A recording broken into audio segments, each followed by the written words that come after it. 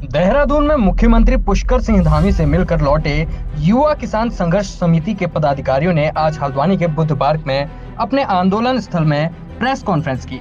इस दौरान उन्होंने कहा कि मुख्यमंत्री पुष्कर सिंह धामी से 4 बिंदुओं पर वार्ता हुई है और मुख्यमंत्री ने स्पष्ट किया है कि हल्द्वानी और रामनगर तहसील में पूर्व की भांति व्यवस्था जारी रहेगी और एक कमेटी बनाकर अगले 6 महीने के भीतर रेरा के नियमों में किस तरह शिथिलीकरण किया जाए उस पर निर्णय लिया जाएगा। इसके अलावा जमीनों की खरीद और बिक्री पूर्व की भांति जारी रहेगी।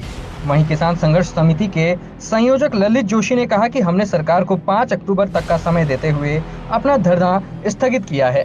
उन्होंने मुख्यमंत्री पुष्कर सिंह धामी और कालाढूंगी विधायक बंशीधर भगत का धन्यवाद अदा किया कि उन्होंने एक सेतु की तरह काम करते हुए किसानों की समस्याओं को सुना और उसका समाधान भी किया।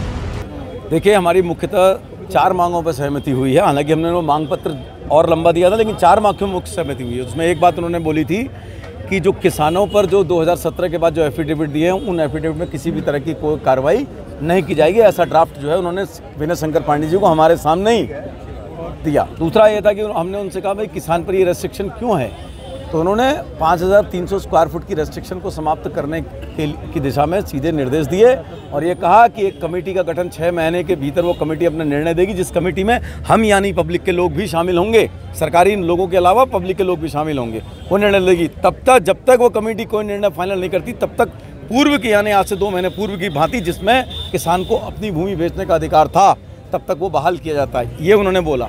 तीसरी बात जो उन्होंने बोली है, उन्होंने कहा ट्विन सिटी के बारे में स्पष्ट है, अगर वहाँ के लोग ट्विन सिटी नहीं चाहते हैं तो हम ट्विन सिटी को कैंसिल कर रहे हैं। एक बात।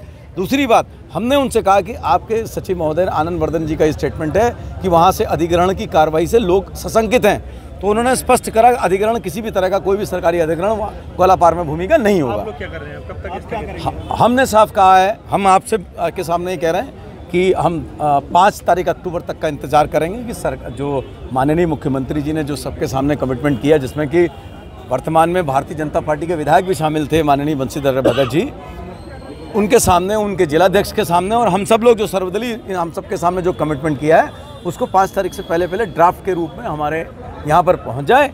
अगर वो पहुँच जाता है तो ठीक है, फिलहाल 5 तारीख के लिए हम ये धरना स्थगित कर रहे हैं, ख़त्म नहीं। ठीक है।